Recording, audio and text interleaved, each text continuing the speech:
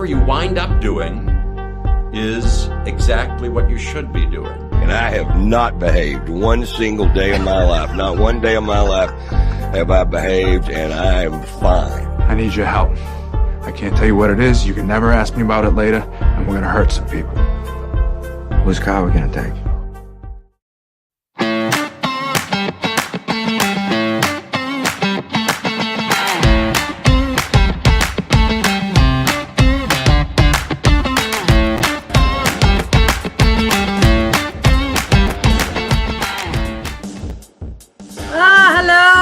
Thank you for joining us on the Nikki Medoro Show. I really appreciate you all being here. Kim McAllister will be joining us shortly after coming from the Mark Thompson Show. As always, we want to say thank you to each and every one of you. I do have kind of a tough show ahead, although we're going to try and balance it. Of course, another day, another mass shooting, but we will touch on it. I've received a number of messages from a bunch of you viewers of the Nikki Medoro Show, either through Twitter or through my website, thenikkimedoroshow.com. I'll read a couple of them. Of course, the live chat is open, and I love this community, especially at hard times, but it won't be an entirely heavy show, which makes me feel awkward saying because it's an awful thing that's been happening lately, but it never seems to stop. We do want to say thank you first off to start the show to Steve Moskowitz. He, of course, is our exclusive founding sponsor. If you have a tax problem, a tax concern, you're trying to prepare for tax season, which officially got underway yesterday, just go right there. MoskowitzLLP.com is the website. 888 tax deal is the phone number, and Steve is the guy to help you through any sort of situation, accounting, HR, tax, whatever. Click the thumbs up. I see all of you hanging out here early before the show even starts. Click the thumbs up button. And as opposed to forget, that's why we remind you, it's cheap. It's actually free. It doesn't take any dollars at all. But if you have a couple bucks that you want to throw the show, or even more, we always appreciate it. The super chat is live. If you're new to the show, there's a $sign or a heart with a $sign near the comment box, either next to it or below it. And you can donate as a super sticker, a super comment, a super thanks, any amount you want to. Dig in your purse or your wallet, see what you got, throw it our way. It really helps the show. If you want to be a Medorable, as I love to call you guys, you can join our Patreon group. Just go to thenikkimedoroshow.com. You'll find the link to our Patreon, and you can donate any amount to be a monthly subscriber, and we really do appreciate it. If you like PayPal, and I know a lot of you do, the website, the email for PayPal is thenikkimedoroshow@gmail.com. We do have some more merchandise up. I did have some pictures. Let me show you if you guys missed it yesterday. We got some AirPods, because I know a lot of you listen with AirPods. You're walking, you're doing your exercise, and you're listening to the show. I love it. Now you can get the Nikki Medoro Show AirPod case. We have it in the original and the Pro. A lot of you want hoodies. You guys like the hoodies? It's freezing outside. So we have it in black and white. The black and the white both have the Air Tower on the front of it. And then, of course, the logo on the back. Here's the white version of it all. So you can pick those up.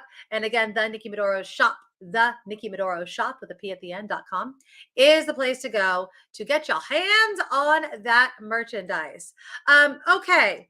So let's really, it's very, oh no. It's hard to hear me. Can you guys not hear me right now? Let me know in the comments if I'm just a little too low. Are there some sound issues? Let me see if I can fix that. Can you guys hear me now? Is it better? Is it better? You guys tell me. All right. If it's too loud, I'll try to fix it.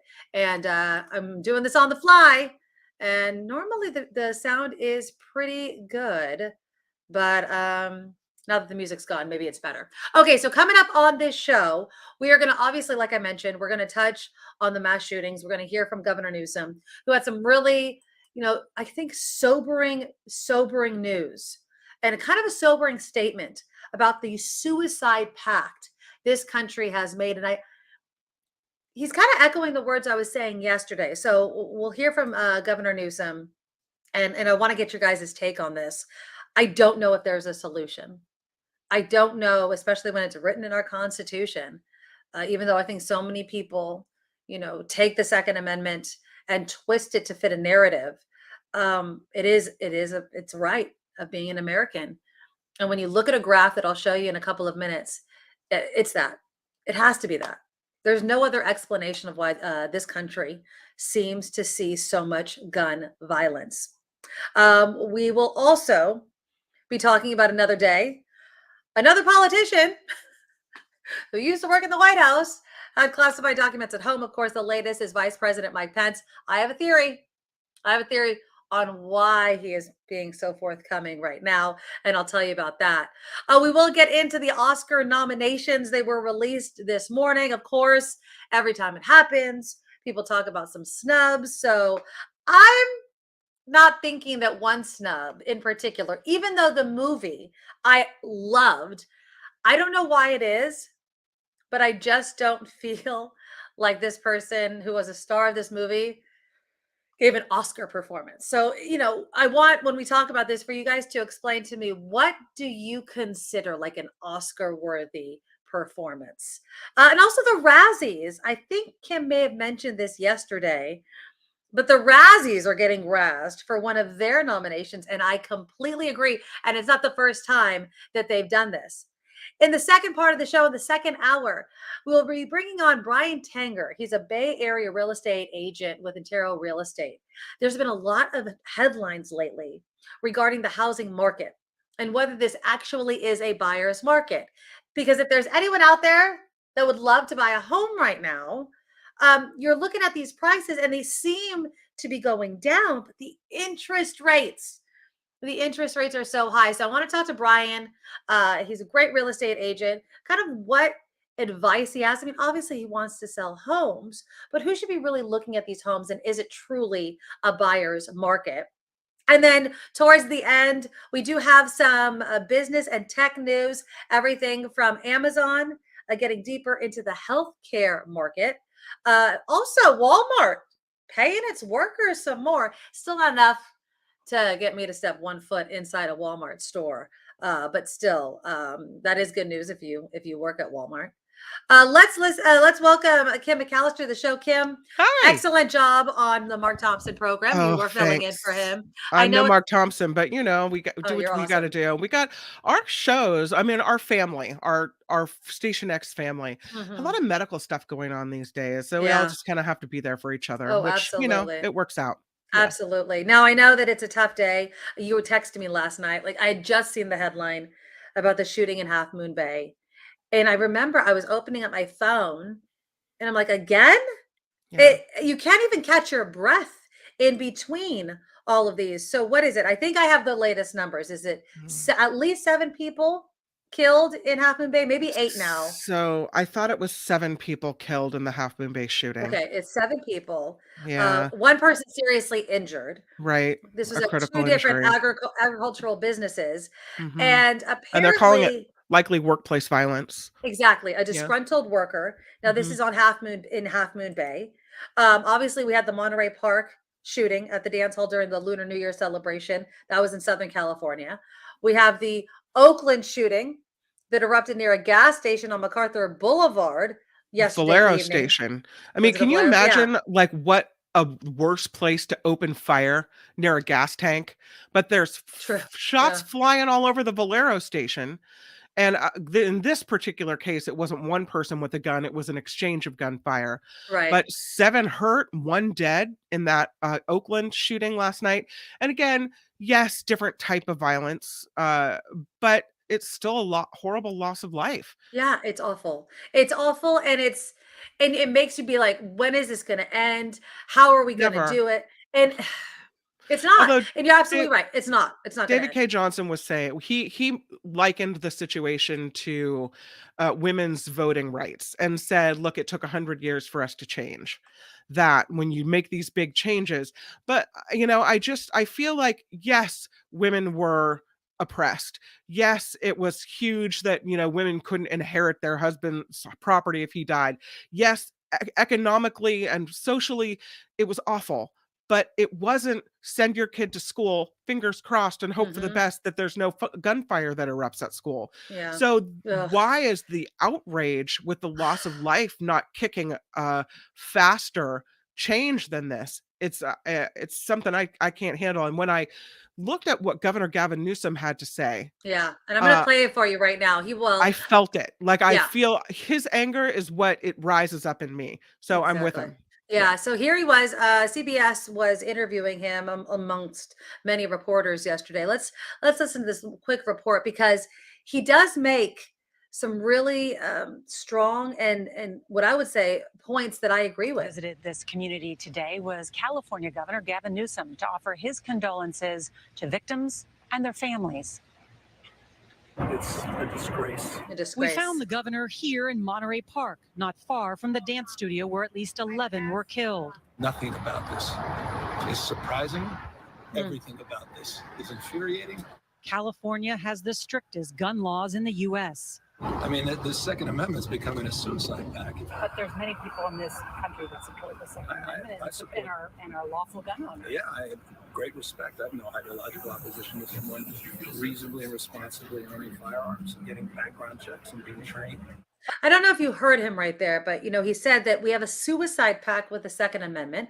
And while he does respect the fact that we have the Second Amendment, lawful gun owners, the system we have in place in this country, and I would stress, no restrictions on the types, really. I mean, there are some. You can't own like a machine gun, or you're not supposed to. But also the amount of weapons that you can own without triggering some sort of regular check-in is ridiculous. Now, the image that you're seeing right here is of the alleged Monterey Park shooter. Let's listen to more of this report. Authorities say the shooter used a modified pistol with a high-capacity magazine. But how did he get a gun that's illegal in the state of California? We'll figure it out. That's going to happen. There's never you got to enforce laws. Things fall through the cracks, but it doesn't mean you give up. The governor also emphasized the role of mental health in incidents like these. I'm really proud of the work we've done in this space, but we've had decades of neglect in this space. But respectfully, I will submit that regardless of the challenges it relates to behavioral health, there's not a country in the world that doesn't experience behavioral health issues. While police are on alert in New York, San Francisco, and LA, Newsom assured anyone celebrating they can do so without fear. And I'll just end it right there. And I think that everybody's afraid at some point. I think we have fundamentally changed as a society in this country, at least in my opinion. When you go into some of these large events, I think at some point in most people's minds it enters. Is there going to be someone that's going to shoot up the place? Is somebody I was telling you that I was at Hamilton, and I think it was following a mass shooting or whatever, but it's always on the mind. I was at a play in Hamilton a couple years ago, and I was looking around at all the people thinking, if somebody, and this is where my mind goes, if someone pops in, I'm in the back, and they open fire, how am I going to protect my kid? Yep. Where are we going to go? How are we going to get out of here? What's the best course of action? So I'm like thinking of these things ahead of time. How depressing that's where I even have to go with it. Yeah. Joseph writes something. I like your response to this one, Nikki. We ban cigarettes and liquor ads because they can influence children, but we allow movies, video games, and rap music which promote and glorify gun violence. Something wrong here. Is it that? Is it movies? Is it our gun culture? Is it video games? I mean, I think it's our culture. I think the fact it's not only that though, because these movies and video games are shown in other countries. It is the accessibility. It is the ease in which we can get a hold of a gun. Look, if there were no guns, people would still kill each other. I'm not saying that, but a gun is a unique type of weapon. They wouldn't kill 10 at a time. In a second, you could just spray bullets and kill so many people, right? I mean, they're like, oh, if somebody was killed by a bat, you're not going to see people banning bats. No, but you can probably get that bat away from somebody without them using it to kill somebody else. It is the weapon, and we cannot be ignorant to that basic fact that there is something unique about a gun that is not the same as a bat or a knife. If you want to compare something that has one use and can be used in another way. A car, you can mow down a whole crowd of people indiscriminately, right? We're not banning cars, and there's no constitutional right to it. Yep. But it does seem to me that we have this love affair, and Governor Newsom says a suicide pact, in which, like I mentioned yesterday, it is obviously this country as a whole, either because of the way we vote or who we vote into office, we're okay with the death toll that we see every year, every month, every week, it seems, just so we can protect the oh so sacred right to own a weapon. That's what is so freaking sad about this whole entire thing, is we could impose restrictions to do something about this, but we don't. I want to read a couple of messages that came in to me through Twitter, just two of them, and email. One was from Ms. Organic, and I felt the emotion when she wrote this. She said, "I'm so traumatized by the shootings that just happened in my community today. I did a late night walkabout tonight to the fishing pier. I so wish Half Moon Bay wasn't being seen for this senseless killing today." And then Ms. Organic writes, "I love you all in the KGO exiled so very much. Heartbroken on the coast side." And then CA Fireman, wrote, "This insanity needs to stop right in the Bay Area's backyard even. Will it take the same tragedy to be bestowed on Republican politicians' families to finally not just do stricter gun control, but fix our mental health problems?" I don't even think that would work. No, remember there was gunfire at a congressional baseball game. Steve Scalise. It was Steve Scalise that was shot. And he was shot. A couple others wounded, I think, as well. And even that didn't do anything. Then Republicans and Democrats, both parties, cowering, fearing for their lives in the gallery on January 6th, wondering what's going to happen. Even that fear and violence didn't spur anything as far as gun change. So. Can I go back to what Joseph had said earlier about the video games and movies and such? You may have heard me say this before, and I can't quote the study. I'll look it up and post it later if anyone's interested. But there is a study that apparently showed that by the time a child is 18, if, just with minor restrictions or whatever, like just a normal family, right, with TV and movies and video games, they will have seen 18,000 people die or bodies, death in some way. 18,000 times they will have seen someone shot on television, stabbed, somehow meet their horrible, unceremonious end, right? A dead body on a CSI commercial as you flip by, whatever. Right. So for that reason, I tried to, I know we differ on what we show. That's why when I read that study, I thought, I don't want my kids to see dead bodies. I don't want them to have this kind of indifference to it. Another dead body. They have a different relationship with what death means than maybe I do, because they've seen it so much. So recently, now my son is 8 and Julia's 13. Right. And so, what I would have showed Julia now is different than what Jacob gets to see, because she's in the house. And so, so we've watched some movies that are PG-13 and Marvel movies as well, which he hadn't seen until now at 8 years old. I'm telling you, a number of deaths and horrible beatings and killings and stabbings. I'm just cringing as this 8-year-old is soaking all this stuff up. And then And I'm telling you, I'm guilty right now. I let the kid watch the movie, but I'm thinking to myself, this is why. So Joseph, I don't disagree, but I think Nikki has a huge point. Is it's what people have accessible to them. It's not only a different relationship with violence, but also, how we're able to get guns and how even today I'm reading a story that there's a lawsuit being filed, as many as 17 states involved, where they're trying to say that the regulation of ghost guns is somehow against the Second Amendment, as if to say that the serial number on the gun goes against your right to bear arms. And they're the problem. Those people are the problem. Like, if we have a problem, and at this point, can anyone really say we don't? Then how do you turn around and say, but take the numbers off the guns, or don't put these rules into place that help us protect each other? Mhm. I'm at my wit's end, Nikki. I Yeah. can't. I have so Well, many look at this. ideas Yeah. floating Look in at my this. mind that I can't. Look at this graph. I mean, these are high income nations. Okay. So we're not talking about countries that maybe are like struck by a lot of wars and all this. United States, let's just say it's per 100,000. Okay. But it's out about 11. The next, Switzerland, not even at 400,000. I mean, this is ridiculous. This is a huge drop from where the United States is in red to all the other high income nations when it comes to gun violence. So while Kim, I agree with you that yes, there can be a desensitizing that's happening with movies and even the news, right?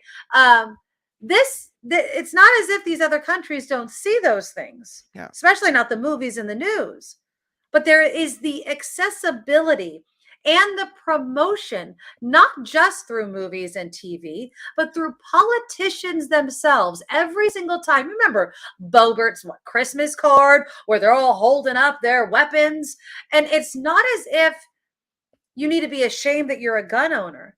But when you know that this country has a gun violence problem that's at epidemic levels, where innocent children are losing their lives, elderly people at a Lunar New Year celebration randomly losing their lives because some wackadoo has the ability to get so many guns, to glorify that in that way as a supposed leader, a politician, someone who should be making this country better. It's shameful. And that's a sickness that this country has, not other countries. We have that. We have to own it, and it is wrapped up in our allegiance to the Second Amendment, even above human lives. It's ridiculous. I don't see us changing our Constitution. No, it's not going to change. And as David K. Johnson mentioned earlier, as long as we have the Supreme Court we have right now, nothing changes, right? Exactly. Or very little. So meanwhile, we have shooting after shooting and a loss of life every time you turn around. So what we have here is no change. Nothing will change.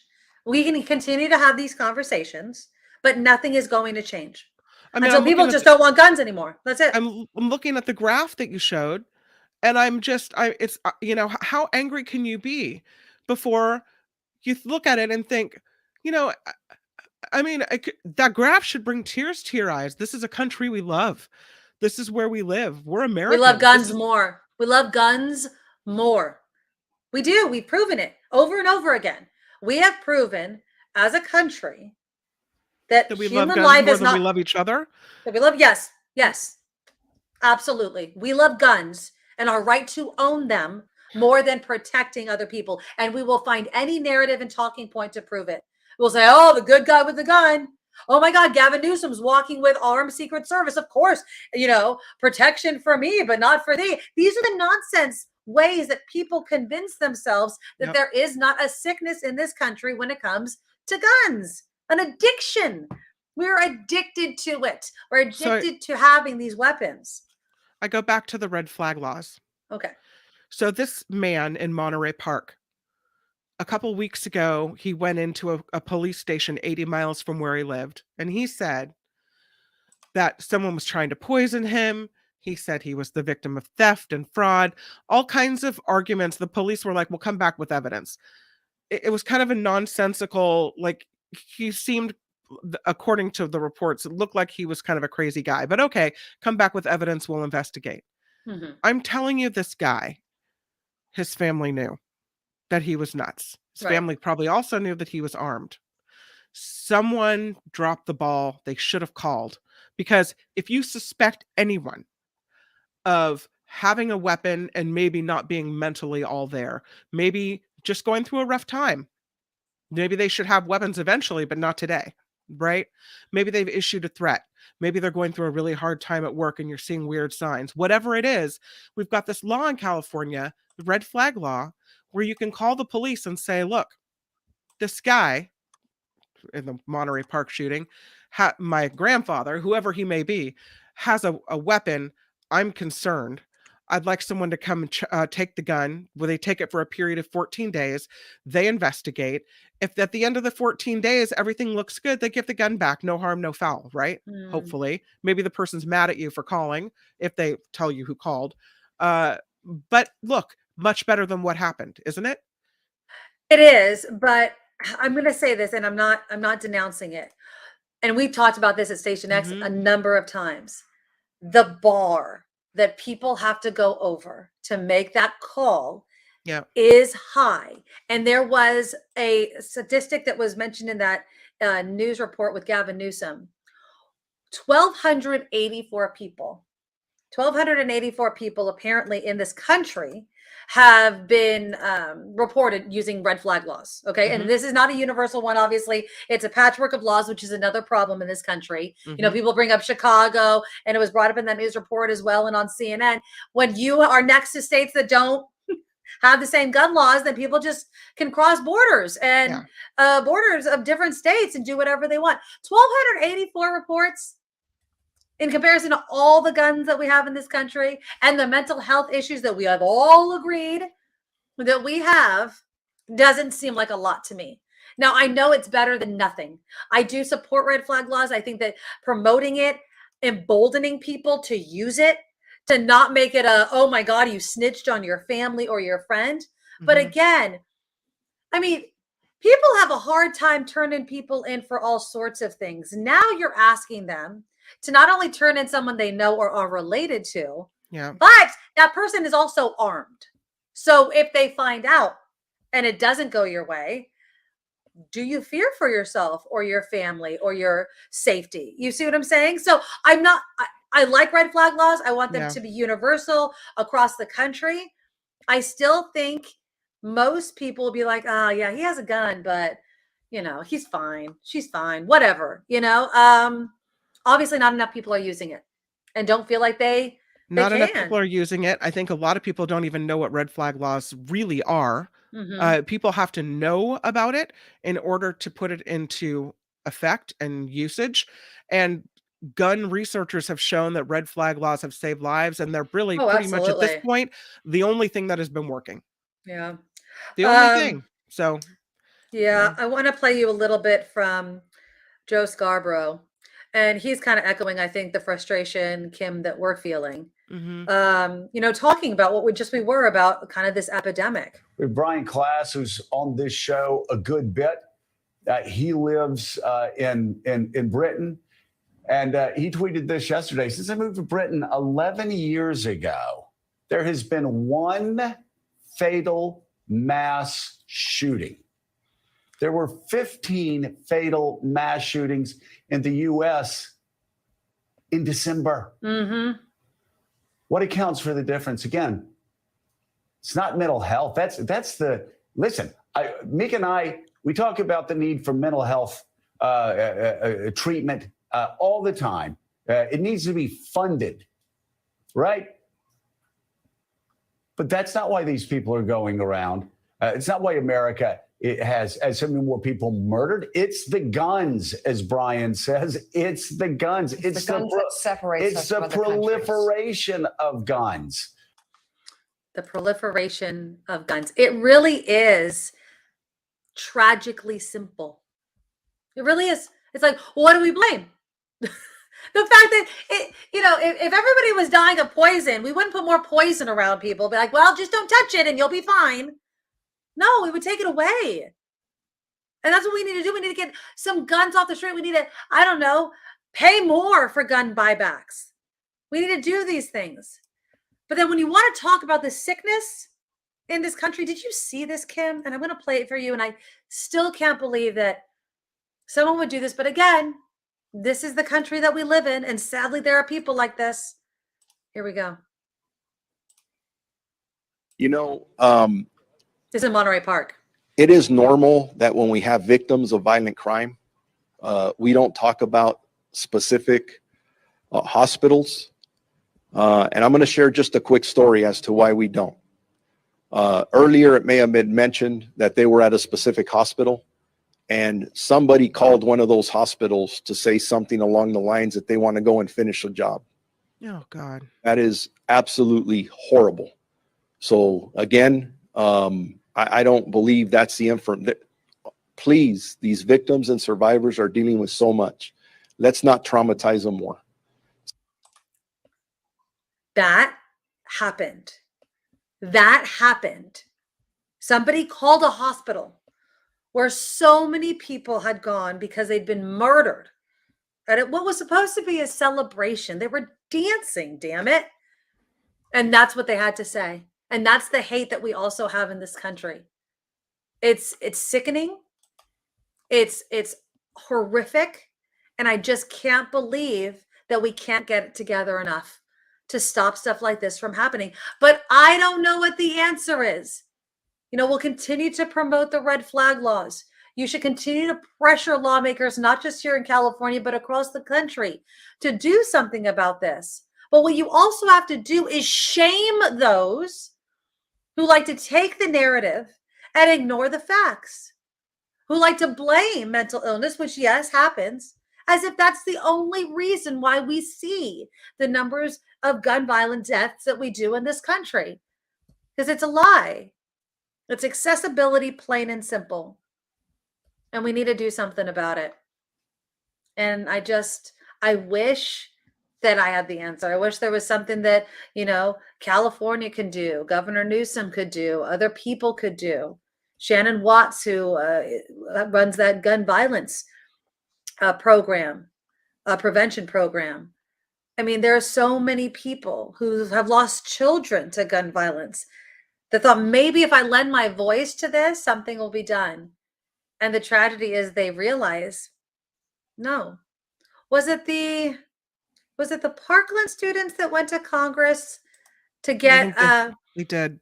I think it was the Parkland students. And forgive me that I'm confusing which students it may have been, because there's that many school shootings. How sad is that? How sad is that? But yeah, remember they went to Congress and were crying afterwards when they saw lawmakers who said they sympathized with these children for what they went through, and yet just couldn't pass simple gun reform legislation. Just couldn't do it. And it's shameful, and we should be ashamed as a country. Okay, we're going to do a quick news break. I do want to talk just briefly about Mike Pence, the vice president, and why he may be coming forward with the discovery he's made at his home. I want to get into the Oscar nominations, the snubs, the surprises, and the Razzies should be disappointed in themselves. A little awkward nomination news as well. A little Tom Brady news. I mean, he's a hometown Bay Area boy, so had a bit of a potty mouth when he was being interviewed, so I'll have some sound. And then again, you'll want to join us in the second part of the show in the second hour when we do talk about the Bay Area housing market, and is it actually getting better for potential home buyers? Are any of you in the comments looking to buy a home, let's say in the next 12 months? Let's say the next 2 years. What are you waiting for? Are you waiting for a crash, or are you waiting for this moment where interest rates can possibly bring home prices down enough to make it affordable for you? So that's all coming up in the second part of the show. But first, the news. Now, from around the world to up your street, the Nikki Medoro Show presents News Czar Kim McAllister. That's right. And this report sponsored by tax attorney Steve Moskowitz at 888 Tax Deal. Let's go right to it. Because as Nikki was mentioning, this shooting in Monterey Park, now officials are releasing all the names of the victims there. The youngest of the 11 killed, 57-year-old woman. The oldest, a 76-year-old man. Meanwhile, the LA Times says at 72 years of age, the man accused in the shooting is the oldest mass shooter in recent history. It's a California lawmaker who wants military-style assault weapons to be banned after Saturday's mass shooting in the Los Angeles area. Senator Dianne Feinstein also wants a ban on ammunition feeding devices like high-capacity magazines. Monterey Park shooter fired 42 rounds with a modified semi-automatic handgun. Again, Dianne Feinstein looking to ban military-style assault weapons, as she has spoken out against before. That's Also, interesting. I wonder if, Katie Porter coming out for her seat, not saying that Dianne Feinstein wouldn't do this, since obviously she is connected to the original assault weapons ban, but that was after 101 California in San right. Francisco. Yeah, I'm wondering if she's like trying to take in the forefront of this, is saying, I could still do the job and I should be leading the way. I tend to think it's a passion issue with her. Yeah. That whether or not she intends to step down, this is something she's been serious about. Again, you as you mentioned, she was behind the first assault weapons ban. That seemed to make a bit of a difference as well. I think for Dianne Feinstein, it's something she really cares about. Yeah, and I think it has to be a disappointment that it was not renewed, and we've seen the amount of gun violence ever since. So that has to be just so disappointing for everybody, but including Senator Feinstein. Yeah. Decision on Georgia's probe into this fella. Here we go. Into the 2020 election are said to be imminent. So we're going to hear this soon. This as Fulton County District Attorney Fani Willis urged a judge to keep the special grand jury report sealed to protect future defendants' rights. Former President Trump is under investigation for his efforts to reverse his loss to President Biden, specifically in Georgia. The U.S. is finally formalizing plans to send the U.S.-made tanks to Ukraine. CNN citing 3 American officials who said an announcement about the deal to send the Abrams tanks could be made this week. The plan comes as Germany has so far indicated it would not send Leopard tanks to Ukraine unless the U.S. sent Abrams tanks as well. Here's a story for you. Oh, what a nightmare. I'll tell you this. This man has been arrested. Police say they arrested him after he was seen on video smashing into his estranged wife's SUV, smashing into his estranged wife's South Los Angeles home with a dump truck. I don't know where I got SUV from. Ronald Dunn turned himself in on Monday. Dunn and his wife, Patricia, apparently going through a contentious divorce, contentious to say the least. Mrs. Dunn was seeking a restraining order, apparently well-deserved, when on January 15th, her husband came into the house in his Chevy Impala, crashed into her bedroom wall, returning with a dump truck, damaging several parked cars, slamming into the house yet again. There's a GoFundMe page set up for her to help her fix all the damage to her house. A reception for freshman lawmakers with President Biden won't be attended by New York Congressman George Santos. That, according to his office, Santos is contending with multiple investigations into his conduct as he's been caught fabricating much of his life story. Is he not going because he's busy, or is he not going because he was disinvited? Yes. We'll do a luncheon with everyone except that guy. I mean, I can't imagine him. Why is he digging in his heels? I mean, do you think that it's just he's hoping it'll go away? Because I feel like he has just become the poster boy of what a liar is, which is kind of hard to do in Washington, D.C. I mean, you think so many people, but I feel like he's just taking the cake for this. And I don't know how you buy anything that comes out of that guy's mouth. I really don't. Yeah, I don't know. It'll be interesting to see if we ever find out whether he was disinvited or whether it was something where, he just decided not to go. But I think that's interesting. Nobody wants him around. And you're right. In a sea of liars, to stand out as being the chief liar, that's pretty. I mean, if you're gonna succeed, it's crazy. It's crazy. He's way nuts. to be a winner, right? Whatever. This is Charles Omenihu. I don't know if I'm saying his name right. He's a defensive end for the San Francisco 49ers. Yeah. They are just one game away from the Super Bowl, but he is in legal trouble right now. Police in San Jose say Charles Omenihu was arrested for domestic violence on Monday, his girlfriend accusing him of pushing her to the ground as they argued. Omenihu posted bail. 49ers say they know about this. They're aware of what happened. His arrest comes just days before the Niners play the Philadelphia Eagles in the NFC Championship game. Is he important to the game, Nikki? I'll be honest. It's not a name that I often hear or scream. Okay. So forgive me if he is. I'm sorry. Like, I don't know every single player, Right. I don't know if I'm pronouncing that right. I don't know. I don't know. You don't know. I don't know. Yeah. It's Well, never, but you know, these stories never do any team or any person, obviously, or the woman any good.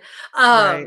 And I'm not making excuses whatsoever. I was reading the story about it, and you know, you just got to keep your damn hands off of each other. Especially, this is what I keep thinking. If you're a football player or any sort of like big guy, what you think is a light push or get off of me, and I'm not saying that that's what happened here, could send somebody across the freaking room. So keep your hands to yourself. And that goes both ways, obviously. I think also when you're an NFL player or a professional sports player or someone in the public eye, there's an added layer because eyes are on you and you're a role model for people. A lot of kids look up to these sports figures. And so there's a whole nother layer where they are, you know, I would argue they owe these fans who lift them up and help them to become successful to be that role model and not to get involved in stuff like this. Of course, the accusations are just that at this point, accusations. Right, of course. I would expect the 49ers to come out and say he's not playing. So so because he's a defensive end, that's probably why I don't really scream his name. Although he did have some pretty good plays. He had 2 sacks. He forced a fumble in the game over the Seahawks, that wild card game. Our defense is amazing. So yeah, I bet it is if he wasn't able to play, that'd be a big problem. But yeah. But you know, it's one of these things again where society tells these guys get angry and let it all out on the field, like use that anger. You know, how do you on one hand, you know, promote that anger and big guy and use angry it and hitting people and whatever, and to use that and then expect them to be somebody else? I think that would be a hard transition, but I don't know. So that's happened. Okay, so let's get to the Oscars. Oh, yes. Because, of course, this morning, the Oscar nominations came out. The nominations for the 2023 Academy Awards, leading the way with 11 nominations, Everything, Everywhere, All at Once. I told you. Haven't seen. Have you seen it? Yes, I was talking about it yesterday. It? It is it's weird. It's funny. It's heartwarming. Wait, lean over so I can see you. I know. I was trying to go this way. Other way. See me this way? Other way. Yeah, there you go. Yeah. Oh, that's weird. On my camera, I go the other way. That's funny. Oh, really? Yeah, exactly. That's funny. But no. So it's really, really heartwarming, and it's funny. It's extremely funny. But yeah, you should definitely. It's long though. It's over 2 hours. So I had to watch it like in a couple sittings because I was only really watching movies at night because I wasn't watching this one with my daughter. Talk about there's definitely a lot of inappropriate moments in it. But yeah, I completely understand why it won what it won. So yeah. So tied for second with 9, All Quiet on the Western Front. I didn't see that. I haven't either. And also the Banshees of Inisherin. Those are tied for number 2. Yeah, I didn't see that one either. I walked in while my husband was watching the Banshees of Inisherin. Several different scenes I saw, and it was super violent. Like people are getting hacked, the houses are being set on fire, bodies floating down a river. Like it's just the violence in this movie. But okay. So 9 nominations, both everything All Quiet on the Western Front and the Banshees of Inisherin. Yeah. Elvis is in third with 8. Okay. The Steven Spielberg directed The Fabelmans comes in at 4th place with 7 nominations.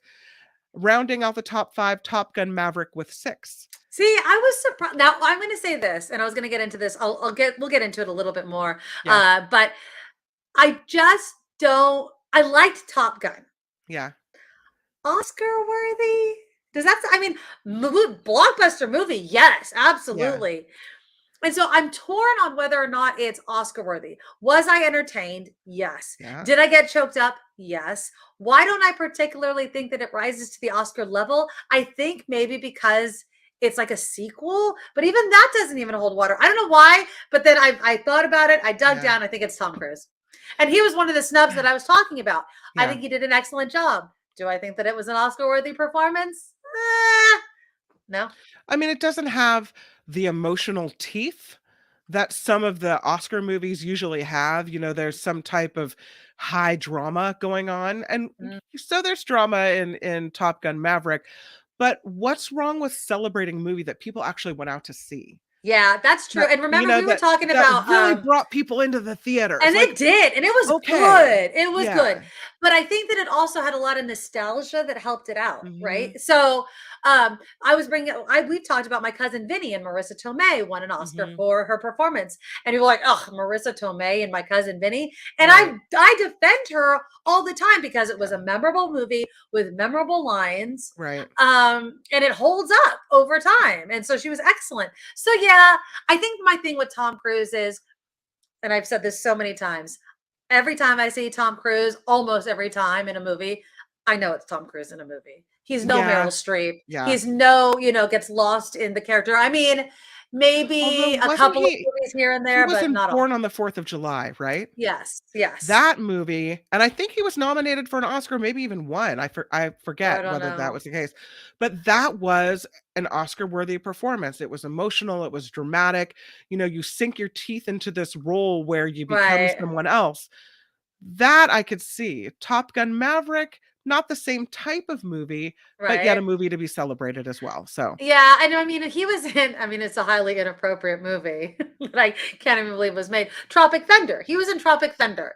If anybody has seen it, he was like the agent or whatever for, I believe, Robert Downey Jr.'s character. He had a big old belly, and it was funny to see Tom Cruise in that. Yeah. But again, even with all the prosthetics, it was funny because it was Tom Cruise, and we know it's Tom Cruise. So I don't know. I like to see movies that he's in, but I don't feel like he's an actor that I lose who it is when he is that character. Sometimes I feel like instead of becoming someone else, he just has a movie persona. Yeah, I don't know. I get that, but not always. There have been cases where he actually has acted. I think Nicole Kidman, his ex-wife, is a way better actor than he is, she's really in my good opinion. Too. Yeah. Okay, so this report sponsored by tax attorney Steve Moskowitz. For more than 30 years, Steve has put his tax knowledge to work for individuals, for businesses. If you need help with your taxes, you got to call Steve Moskowitz. It's 888-TAX-DEAL or MoskowitzLLP.com. And I'm Kim McAllister on the Nikki Medoro Show. Awesome. Thank you, Kim, so very much. And yes, please give Steve a call. He is the tax guy. His company does so many different things for people. It's not just taxes. It's not just ERC, which we have talked about so many times. Ever since we started having Steve on talking about ERC, which has been for a while now because of COVID, towards the end of this, I have been seeing all of these who the hell are you companies popping up? ERC money. I'm like, nah, Steve warned me about that. You may not be around in a year. So give Steve a call if you're interested in learning more about that. If you have a new business, he really helps small and medium-sized businesses with any sort of tax, HR, accounting needs that they may have. And like Kim mentioned, AAA Tax Deal or MoskowitzLLP.com. Is it a good time to say thank you? Yes, let's say thank you, shall we? The Lady Beatrice, I love you. $5 donation to the Super Chat. And she just bought some merch, which is awesome. So again, if you're interested in seeing the new stuff that I have up, it's the NikkiMedoroShop.com. We have hoodies, we have iPod cases, we have t-shirts, we have tumblers. So you can check it out there. Different price points, because I know some things like the hoodies. And the hoodies are the most expensive thing I've ever put up there. So, but yeah, I have had a couple of good comments about the stuff on there. So I really appreciate that. And then Beatrice donated another $10. I want to read this. If we really want to show our support for Ukraine, she wrote, I think there should be some urge for universities to replace their Russian language courses with Ukrainian. That is an interesting point. Yeah. I don't know how easy that would be to do. Yeah. But that I like that. I like that comment. And thank you again so much for your donation. Again, if you want to join into the conversation in the chat room, you could donate a super chat, super thanks. The super chat is live. It's $sign right underneath there. Our Patreon is live. Just go to the Nikki Medoro Show.com. We appreciate it. And the link is there, as well as the links to our YouTube, past YouTube shows. So you can share it with your family and your friends. Make sure you've subscribed. Make sure that you've hit that thumbs up button, because that's the way we can really grow the show. And it's cheap. It's easy. And it really, really does help us out. Okay, I want to say in the Oscar realm, because we were just talking about it, so let's stay there, and then I have to give you my idea about Mike Pence. But did you see Jamie Lee Curtis's reaction? And I did not realize this, Kim. She had never been nominated for an Oscar before. Really? So there's her reaction right there. Do you see it? This is on her Instagram. I would save the picture, but Instagram doesn't let you do it. She have her hand over her hands over her mouth when she sees her name. Says, "This is what surprise looks like." One of my oldest besties texted me at 5:15 that she was sitting in front of my house and did I want company watching the announcements. Debbie Oppenheimer has won an Oscar for the beautiful documentary she made about her mother's story at one of the Kinder Transport in the Oscar-winning documentary Into the Arms of Strangers. And she's given props all about that. But then she finds out that she won for her role as an IRS agent. So Jamie Lee Curtis is an IRS agent in Everything, Everywhere, All at Once. She does a really good job. Yeah, she does a really good job. Talk about another character where you kind of lose who it is. She did it's a weird movie. Someone said, don't give any spoilers. I won't. I don't even think I could give a spoiler that would explain what the hell is going on in a particular scene. You have to watch it, but it's really good. But it's not one of these movies where you could be cooking at the stove and half watching. No, you need to watch the movie. Yeah, okay. Because you'll miss stuff and you want to watch everything. You'll understand when you watch it. That's me. I've had to watch several episodes of Yellowstone over again because I missed something crucial, and I'm like, oh, I was folding laundry, or I walked out of the room. I gotta go back. Yeah. Yeah. No. Some snubs were all the female directors this past year. Again, the Academy Awards failed to recognize any women behind the camera for Best Director. We're talking about the directors for Women Talking, After Sun, The Woman King, Till, and She Said. None of them were nominated. The only woman nominated for Best Director since 1929 are Jane Campion, Chloe Zhao, Emerald Fennell, Greta Gerwig, Catherine Bigelow, Sophia Coppola, and Lena Wertmuller. 1, 2, 3, 4, 5, 6, 7. And none of 7 women since 1929. Now, I know obviously more women have been making films in later years. Yeah. Oscars so male, I guess, should be the hashtag. But yeah, so that's not a little bit. That's a huge I think we can do better. Oscar so penis, maybe? Yeah, there you go. Yeah. I don't know. Another snub that people talked about. Did you see the movie Nope? They were really bummed that Nope wasn't nominated for anything. I have not seen it. You have not seen? Oh, it is so fun to watch. Okay. And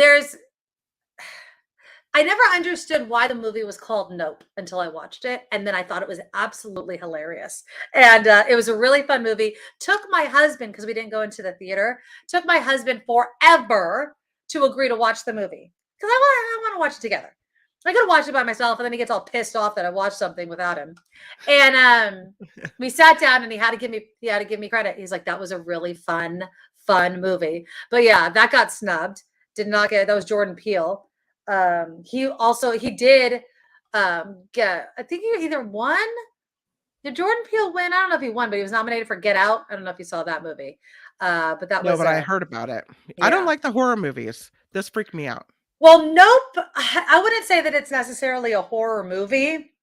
It's more of like a science fiction because it has to deal with aliens and stuff like that. But it was really, really good. It was fun. It was funny. And I thought it was really good. Now, the Razzies, I don't know were you talking about the Razzies yesterday? Oh, so yeah, I did talk about the Razzies, yeah. Were you just talking about who was nominated for the Razzies? Yeah. Was that it? Okay. Well, do you know what's her name? Blah, blah, blah, blah. Ryan Kira Armstrong. Do you know who Ryan Kira Armstrong is? Mm-mm. She played Charlie McGee in the reboot of that movie Firestarter. You'll remember Drew Barrymore as a child. Oh, I remember played that it. movie. Yeah. Right. Okay. So it was a reboot of Firestarter. So Ryan Kira Armstrong got a Razzie for it. She's only 12 years old. She's only 12 years old. And people are like, wait a minute. You're gonna give a Razzie to a kid. But apparently, this isn't the first time they've done this. They have a history of nominating child actors, including a teenage Brooke Shields in 1981, and Jake Lloyd, who was 8 when he played a young Anakin Skywalker in Star Wars, The Phantom Menace in 2000. And he says, Lloyd said his life was a living hell due to the bullying he received over that role. That's the Ryan. Oh, yeah. Yeah. I mean, it's not her fault that the movie bombed. No. If you don't make a good movie, then you don't make a good movie. But you can't just blame her. And I think that's horrible, because what do you expect from a child? Right. Honestly, they don't have experience. They don't have years of acting lessons. You have some great young performers, but you can't. I think that's tacky to give a kid a Razzie. The other worst actresses in this were Bryce Dallas Howard for the Jurassic Park movie, Diane Keaton for Mac and Rita, Kaya Scodelario for The King's Daughter, and Alicia Silverstone for The Requiem. I have not seen any of those except Jurassic Park. I didn't even see Firestarter. But yeah, I don't think it's nice to give.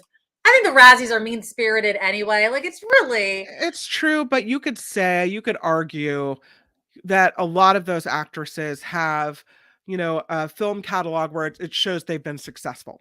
Yeah. Right. Yeah. I mean, I just feel like maybe they can take it in, tongue in cheek as it's meant. And then one more movie story that doesn't really have to do with the Oscars, but you saw this.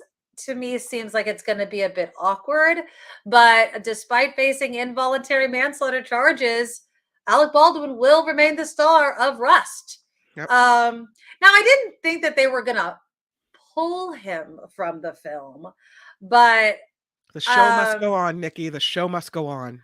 Well, now, if you don't know, the film is set to follow a 13-year-old boy who goes on the run with his grandfather, who is played by Alec Baldwin, after the boy accidentally shoots and kills a local rancher. I didn't really know what Rust was about, but just given the tragedy that happened on the set, maybe a movie about an accidental shooting isn't the smartest thing to possibly release when the star of your movie is facing involuntary manslaughter charges for that exact same thing. So that's just me. Maybe put it on the shelf for a little bit. Let it come out when he gets out of prison, if he goes into prison. I don't even know how much. I think one person I read maybe 18 months in prison he could possibly get. So I don't know. I don't think that I think it's a little bit tone deaf to actually do something like that, but whatever. All right. And then finally, let me give you my take on good old Mike Pence. This was CNN was reporting, a lot of different people were reporting, including Fox News, sharing the news that yes, Mike Pence too. We're just now learning for the first time that former Vice President Mike Pence has discovered classified documents at his home in Indiana. Vice President Pence informed Congress on Tuesday of this week, which would be yesterday, that or last week, excuse me, that he discovered documents bearing classified markings in his Carmel, Indiana home on January 16th from his time as vice president. Following the revelations that classified documents from President Biden's tenure as vice president were found at the Penn Biden Center think tank and at his home in Wilmington, Delaware, the vice president's team conducted searches of Pence's Indiana home and political advocacy group Advancing American Freedom. So this proves one thing, well, two things. Okay, these are the two things I'm going to end it with, because I know that, I mean, they're just going to continue to research it. The National Archives, FBI, some organization needs to fully and completely search the homes and past offices of people in office that have access to classified materials before they are able to leave office. And two, they and they alone should be responsible if any are left behind, because we can't keep doing this. There needs to be a much better system in place. And if you hold an outside agency responsible, then they'll probably do a much better job than obviously leaving it up to the person that's leaving office. And two, Mike Pence is definitely running for president.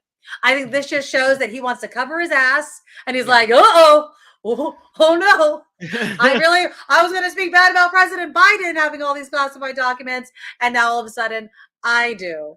And yeah, so that was my big takeaway. I was like, oh, so you're running for president, because otherwise, even though it's important that we have these, and I know that David K. Johnson was talking about it on Mark's show you were hosting, Kim, but too many things are more classified. Like, maybe that's the problem. Like, every sheet of paper is like classified. And then all of a sudden, if everything's classified, then nothing is classified and things slip through the cracks. So I argue that that we need a system. Better system. And that could be inserting some type of tracking chip in these documents. So the National Archives knows if it's, depending on what it's marked, that, they know where it is, what have you. It has to be, so I heard the joke recently. They know when you don't return a book to the library. Yes. How do they know where the top classified, secret, super special documents are? And there's now I know Dewey Decimal System for this, Kim. I'm sorry. There's different, classifications of documents. You've got classified and top secret and super secret, whatever. But it just shows that now all of these politicians, and the story on CNN said Pence had his lawyers check his own house. Yeah. Right? Yeah. And so but it should have been done already. I'm sure all these politicians are now like, somebody go do an investigation and check. I've got these documents. Here's giving them to my lawyer. Now my lawyer is going to have to come out and say this. And I was wondering whether that takes the heat off of the whole Trump having document situation. And David K. Johnson was telling me earlier, he doesn't think so, because it all boils down to intent. Yeah. And also, I think what's on the documents, right? I mean, it matters, and where they were stored, and all of those things I think need to be taken into account. Just like any sort of quote unquote crime or misdeed, you have to take the whole context of it. So we'll see what happens. I love Donald. I said it on Mark Thompson's show. How about a new movie called Classified Documents Everywhere All at Once? Yeah, pretty much. And a little Inspector Gadget joke right here. These documents will self-destruct in 10 seconds, or Mission Impossible, of course. Something. We got to get the system to be much better, because obviously we have a problem. And I wouldn't be surprised if you did some digging, in other presidents and vice presidents probably would find stuff there too. Oh, totally. Which is awful. Okay, Kim's going to do some news, and then we're going to talk housing prices. Is this really a buyer's market? And what should potential home buyers be waiting for? I saw one, and I know it was like on TikTok or Instagram. It was one of those quick little reels or shorts.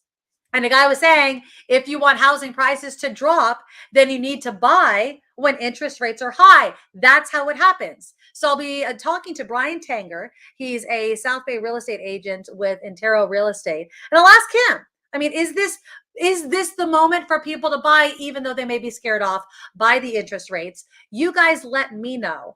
Are you thinking about buying, even though interest rates are what they are? But first, let's do some news. Now, from around the world to up your street, the Nikki Medoro Show presents News Czar Kim McAllister. And this report is sponsored by a tax attorney, Steve Moskowitz at 888 Tax Deal. Let's get right into those classified documents that Nikki was mentioning. Vice President Mike Pence, former Vice President. That's not a very nice picture, Kim. Let's put up a different one. Okay, there you go. Yes, classified documents been found at former Vice President Pence's Indiana home. That, according to CNN, they cited multiple sources familiar with the matter. The outlet said a lawyer for Pence discovered around a dozen documents labeled as classified and turned those in. President Biden is urging Congress now, get a bill banning assault weapons going and get it to his desk as soon as possible. Of course, the president's comments were made moments before meeting with congressional Democrats at the White House. They also come after 2 deadly mass shootings here in California just days apart.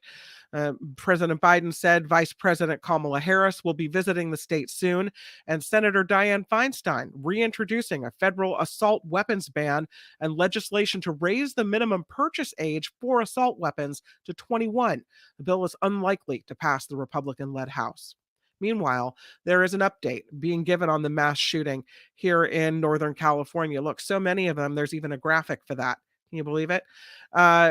The shooting in Half Moon Bay left 7 people dead, left 1 person critically injured. Meantime, the man who police say killed 11 people and wounded 9, that was a shooting in the Los Angeles area, Monterey Park, over the weekend, claimed that his family members tried to poison him.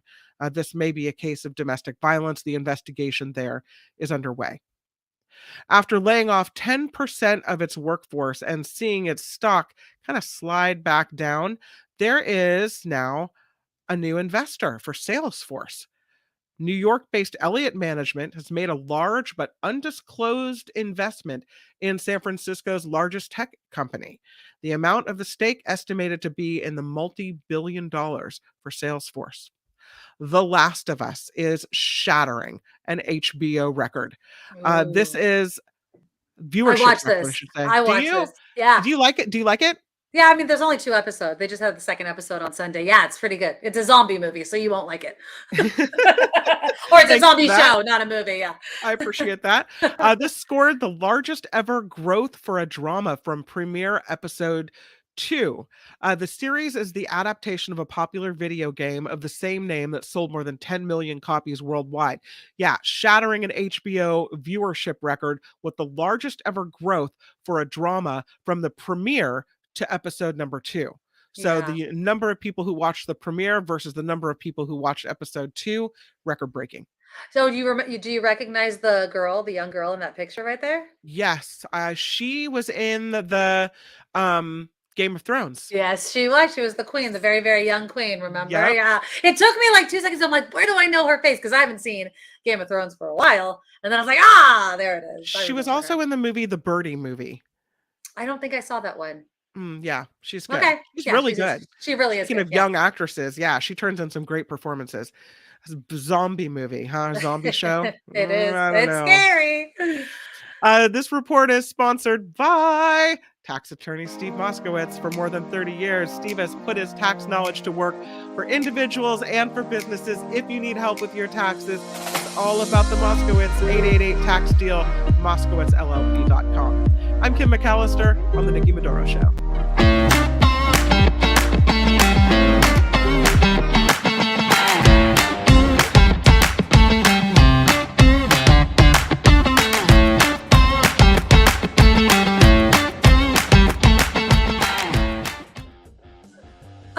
Thanks for joining us on the second half of the Nikki Medoro Show live on YouTube. Hopefully you guys can hear me over the music today. We had a little bit of music trouble earlier this show, Kim McAllister. Brian Tanger with Intero Real Estate will be joining us in just a moment to talk about the housing market.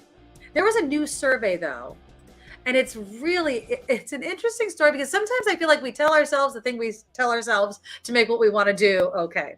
So a new survey finds Americans are woefully misinformed about the nation's housing market, even as millions prepare to purchase homes. So there was a survey released today by NerdWallet. Okay, it's a personal finance company. 28 million Americans said they plan to purchase a home this year. And on average, they hope to spend $269,000. But that figure is more than $100,000 short of the median home price in the country, which is $388,000. I mean, none of that gets you anything in California. I mean, it could get you maybe a room somewhere. But I mean, it begs the question of, Now, I know we're in California, so it's Yeah. highly skewed here. But if the national average is around $388,000 across the country, and most Americans, 28 million of them who want to purchase a home, are like, yeah, I got about $270,000 to spend. It makes it difficult to decide when to buy. But you see that on those real estate shows too, where like, you know, they'll go to the real estate agent and they'll say, I'd like to spend this money. And they'll take them around and go, okay, well, what you want for what you have doesn't match. So let's look at the real picture. You have 288,000.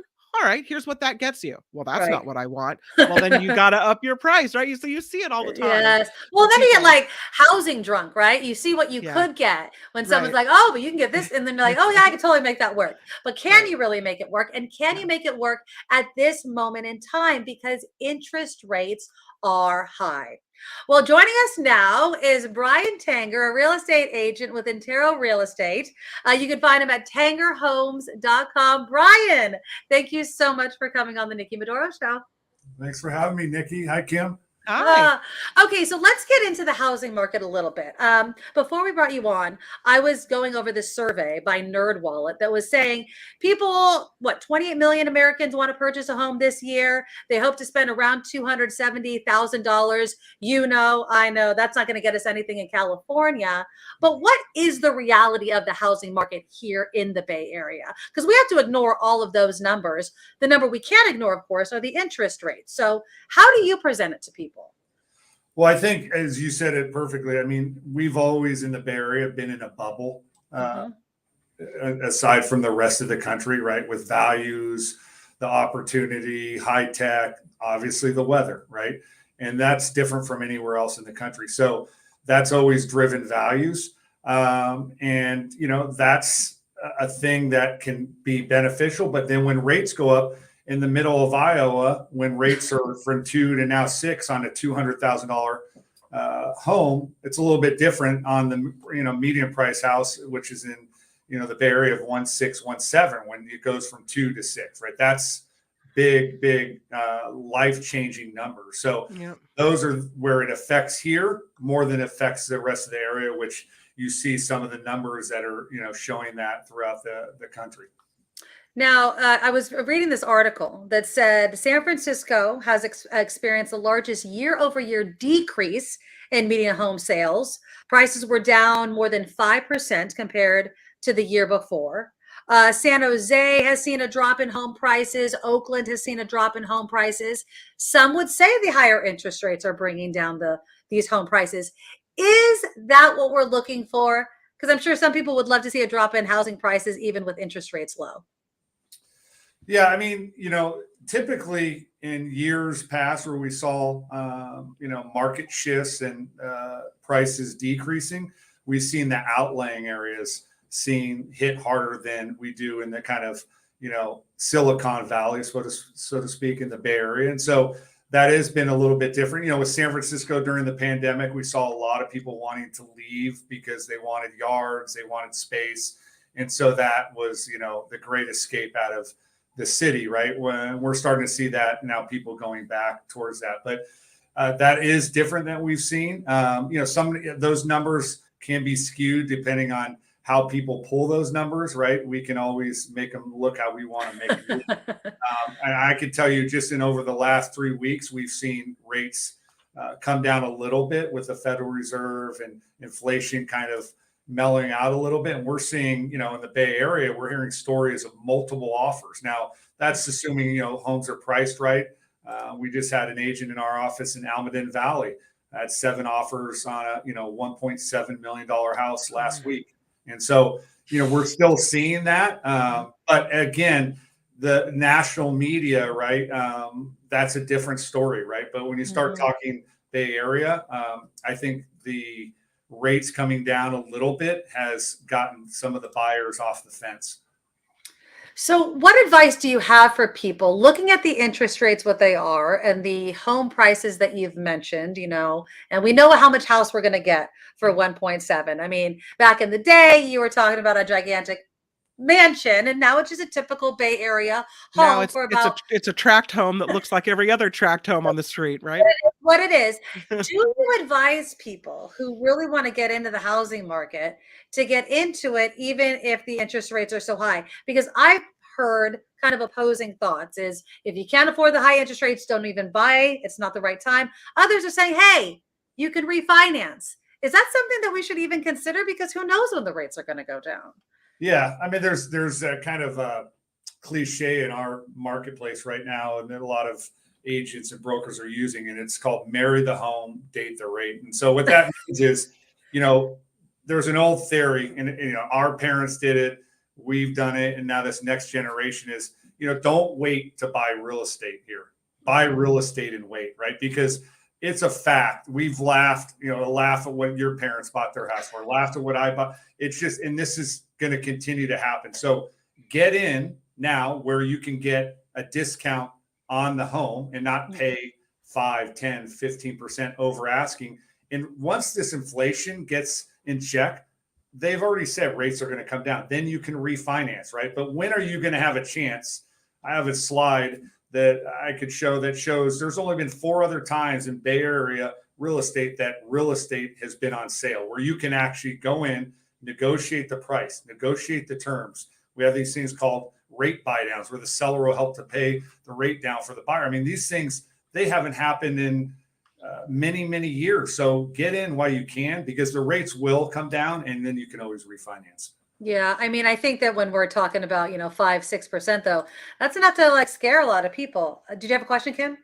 I just was going to mention that we got a phone call. We own a home in Petaluma. We got the bank owns it. We just kind of hang out here. We got a phone call from a mortgage company saying, hey, there's never been a better time to refinance. And my husband kind of laughed. He's like, well, I thought interest rates were higher, not lower. What do you mean it's a good time to refinance? Is there any merit to the fact that maybe refinancing right now isn't a bad thing?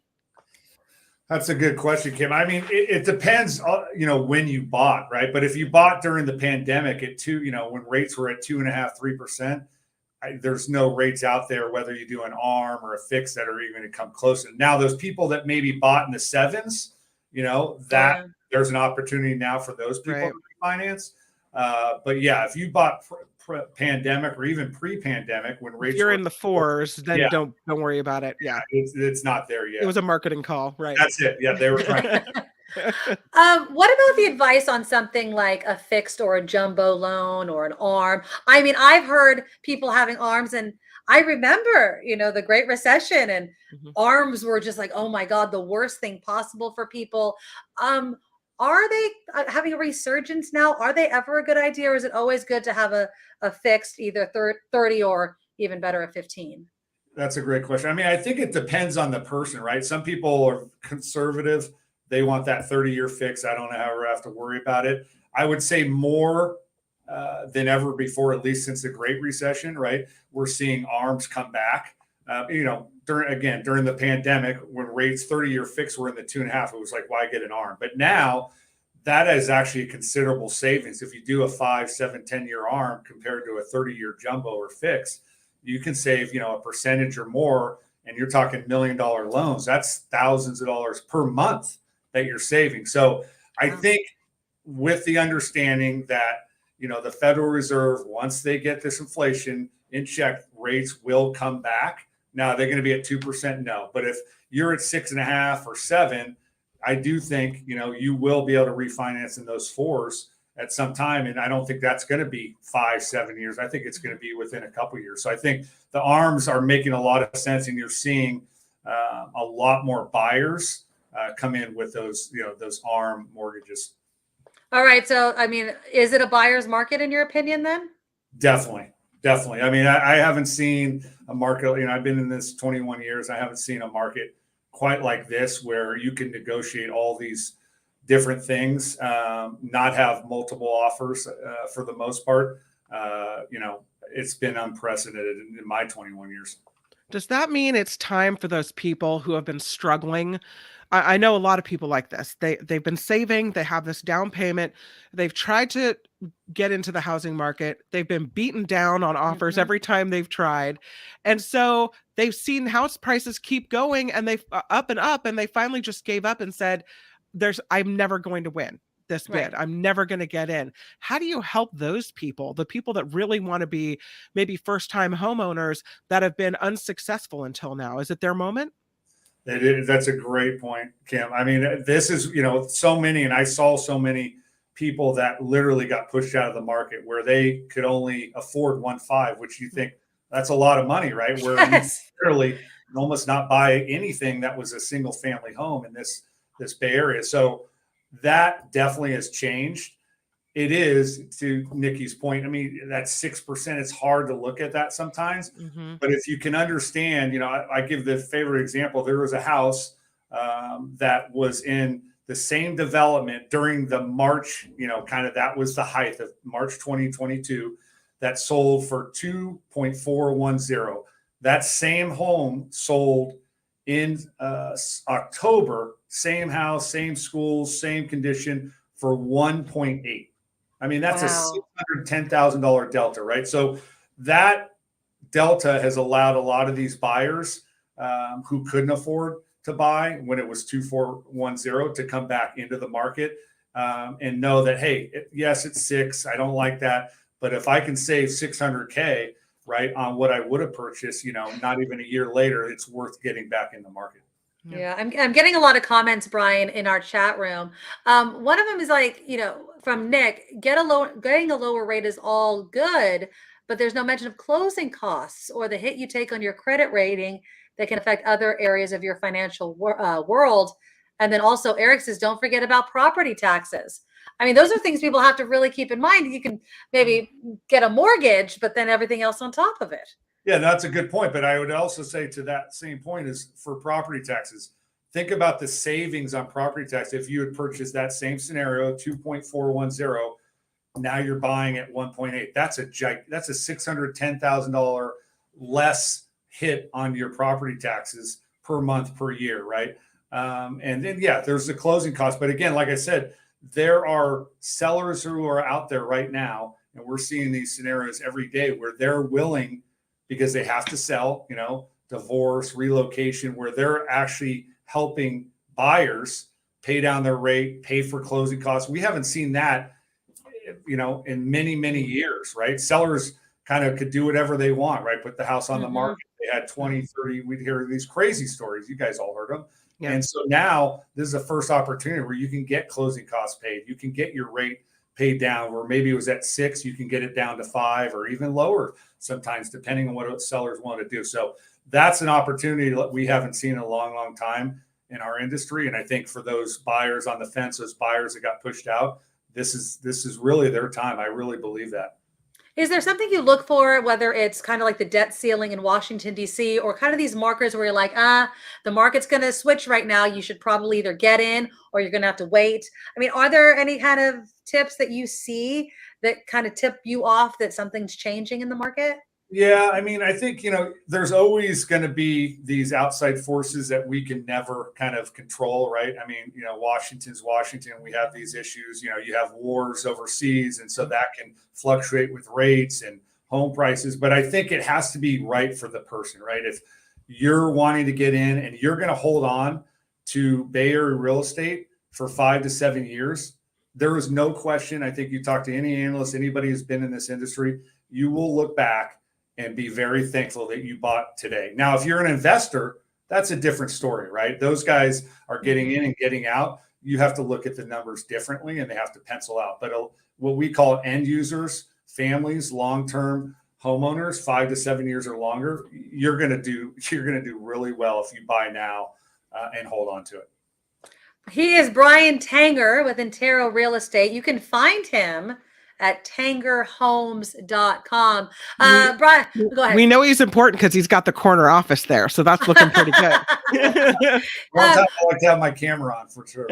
Brian, real quickly, before we let you go, where are some of the more up and coming, maybe not popular yet areas of the Bay Area where people should look at possibly to buy? I mean, one of the big ones, and I don't know if it's, up and coming, but I do think we've seen so many people, move within the Bay Area is, that Sacramento area, those Rocklands and Rosevilles, great schools, newer developments, beautiful homes. You're still in the Bay Area. obviously the weather isn't quite as nice as it is here, but those, if you need to come down and commute, 1 or 2 days a week back into the office, like we're seeing so many of the high tech companies making their employees do, you can still do that, right? So that's another area. That's one area. You're getting Morgan Hill, which is, again, I don't know if it's up and coming, but it's a little bit getting popular. Yeah. Getting super popular, built a beautiful downtown. I think Gilroy, if you start talking about build out, I think they're next in line. I mean, again, that's a beautiful area. It's a little farther away, but still affordable compared to what we're paying, here in the Bay Area and Silicon Valley. Absolutely. Get definitely more for your money. Yeah. The farther south you seem to go. Okay, check out Brian Tanger, tangerhomes.com. Brian, we'd love to get you back on. Thanks for giving us some time today. Your show, guys. Awesome. Thanks so much. Thanks, Brian. Bye, Brian. Awesome. Yeah, I mean, it's just like, Love if you could buy, I would buy. But My mom made us buy a house. You twisted your arm. No, she said Right next door to her. hassling me because we were living in an apartment in San Francisco. It was close to where we both worked. We were fine, right? Yeah. And she's like, "You guys need to buy a house, and you need to buy it now. Need to buy a house." Why? What was her thinking? She thinks that home ownership is like a forced savings account. It is. I mean, it is. If you can exactly afford it, you keep it. Yeah. And so if to her mind, you buy it, you keep it, you never get rid of it. And that's what she's done, and it's worked for her financially. Yeah. And so, we broke down and we bought the house next door to her. I was thinking of you because sadly, the gentleman that lived across the street from me my whole entire life passed away. He was like in his 90s, but it was just really sad because I grew up across the street from this guy, and his wife is older. I think she's almost in her 90s as well. And not to be like kind of morbid about the whole thing, but God forbid, obviously something happens. Could I live across the street? God forbid. No, like, if the house was on the market, but would I live across the street from my mother? And I was like, well, Kim lives right next door. Not just my mother, my father as well, too. Yeah. But it works for you though, right?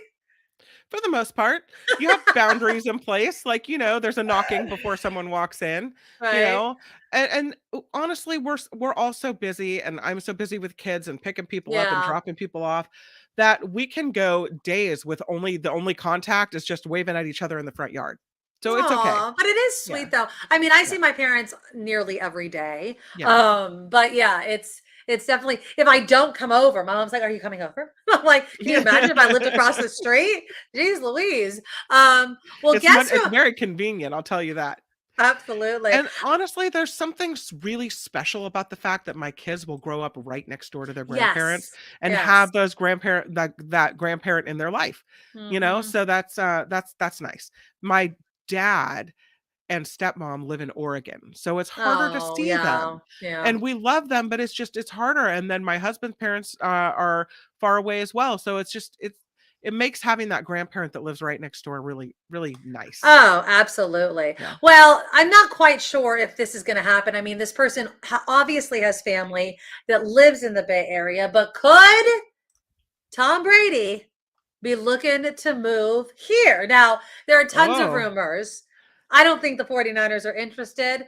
The Raiders obviously are in Las Vegas. But if they were here, obviously, I mean, I think he should just retire. He's not with Giselle anymore. So could he move back to the Bay Area? Well, his family's still in San Mateo. Exactly. Right? Exactly. They're in the Bay Area. So why wouldn't he want to be here?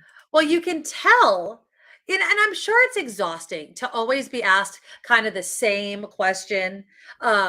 Celebrities get this all the time. If you become famous for something, then everyone asks you to do a certain thing or answer a certain question. Well, Tom Brady, what podcast? He was on with Jim Gray. Why isn't he on our podcast? Let's have him on. Hey, Tommy boy, you want to come on? On Jim Gray on his Let's Go podcast, asking Tom Brady the question that everybody asks Tom Brady. Tom, you're leaving everybody guessing. You've said you'll take your time. Do you have any type of a timetable as to what you might want to do regarding your football career? Jim, if I knew what I was going to fucking do, I'd have already done it. Okay? I'm taking it a day at a time.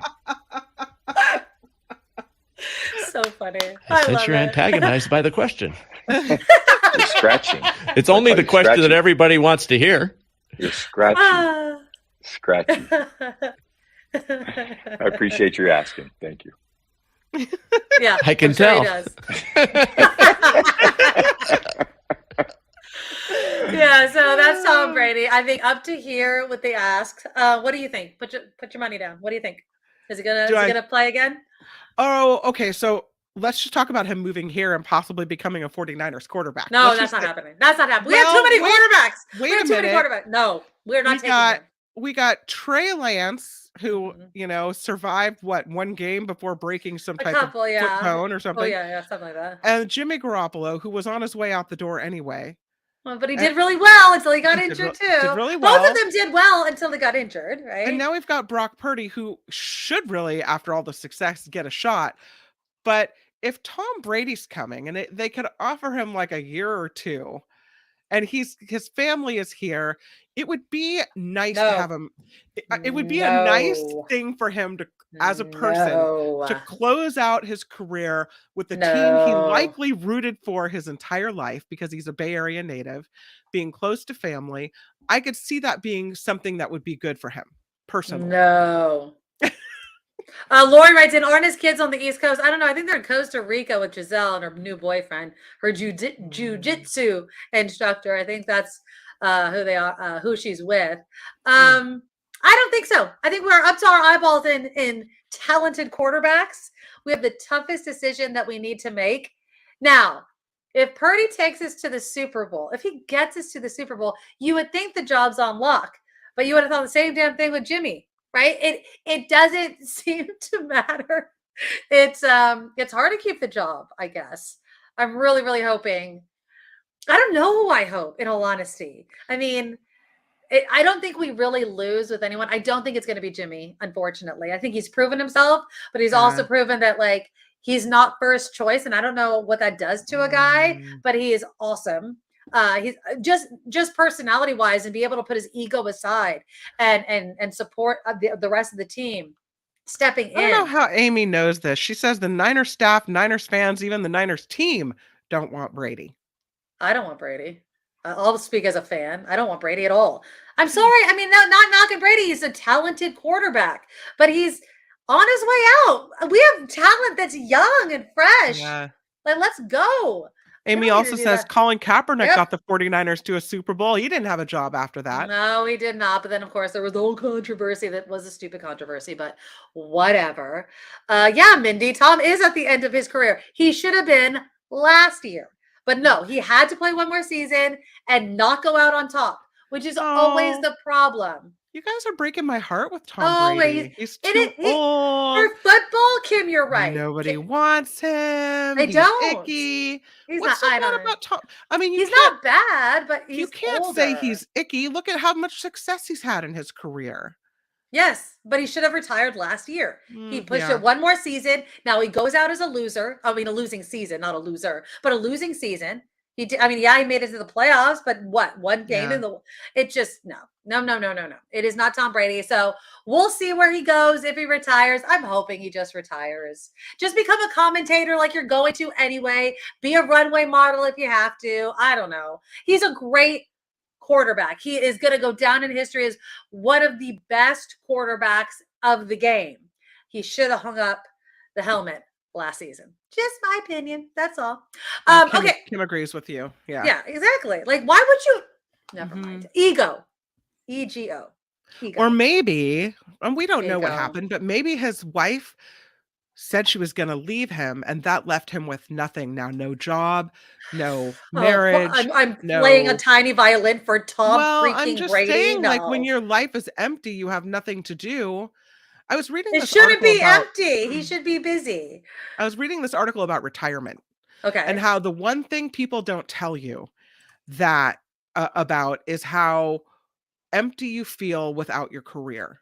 How you are used to doing something, you're used to talking to all those people, you're used to, I don't know, whatever it is you do for a living, and then you retire and people always talk about, oh, the trips and oh, the free time and oh, the this and that, but they don't talk about the empty feeling that you have. Yeah. And so maybe when his marriage ended, he had that empty feeling and, you know, he went back to it. Nope, stupid idea. He shouldn't have done it. It's still stupid. You know what? Yeah. I'm sorry. Tom Brady has young children. That will keep you busy. Yeah. He has his food diet plan thingy that he does. Yeah. That can keep you busy. You know damn well he has anything he wants on any of these sports shows. He can Yeah. get a podcast. He can get a hobby. I do not think that Tom Brady is going to be lack of extracurricular activities. He just wants to be an NFL quarterback. And it was time for him to hang it up. So, Yeah. you know, it can't be an easy decision. I know I'm making light of it like, oh, just walk away from something you've done for more than half of your life. Yeah. But it's time to turn the page, Tommy boy. It just is. And I think that was his last season. It should be, in my opinion. It should be. And there's something to be said for going out on top. Yeah, and he didn't, unfortunately. But maybe that's what he wants. Maybe he wants that one. Be more like Super 80 Bowl years to go out old on- Gonna go out on top, damn it. He had it last season. He blew it. You blew it. You blew it, Tommy. You did. All right, coming up, we're going to talk about Amazon being even more committed to getting into the healthcare industry. It sounds pretty good, except when you start to look at who cannot necessarily take advantage fully of this. Some Walmart news, and when I teased this, I saw a bunch of people in the comments bickering about whether or not they shop at Walmart or not. So if you're one of those never Walmart people, like I am, would this change your mind? So I'll talk about that. That's all coming up right after Kim's news. Now, from around the world to up your street, the Nikki Medoro Show presents News Czar Kim McAllister. And this report sponsored by tax attorney Steve Moskowitz at 888 Tax Deal. There is a renewed call, as we've been talking about on this show, for an assault weapons ban from President Biden following 2 mass shootings here in California. Senator Dianne Feinstein reintroducing a federal assault weapons ban and legislation as well that would raise the minimum purchase age for assault weapons to 21 years old. The White House urging Congress act quickly to keep American communities safe. Does anyone think Congress is going to do that? Yeah, crickets. 3 people are dead. A massive manhunt is underway after a shooting in the central part of Washington state. Police in Yakima, Washington. See if I can get a picture of the Yakima Valley in here for you. Police in Yakima are saying that, see if I can get that there. There it is. Really pretty area. They're saying that nearly 150 miles southeast of Seattle, they say 21-year-old Jared Haddock walked into a convenience store and started blasting. He is considered armed and extremely dangerous. Again, 3 people are dead, and now a big manhunt underway for Jared Haddock in the Yakima area. And of course, former President Mike Pence. Yes, it is the latest place that documents have been found hanging around where they shouldn't be. So as a result, the Department of Justice and the FBI have now launched an investigation into how those documents, classified documents, wound up at Pence's home.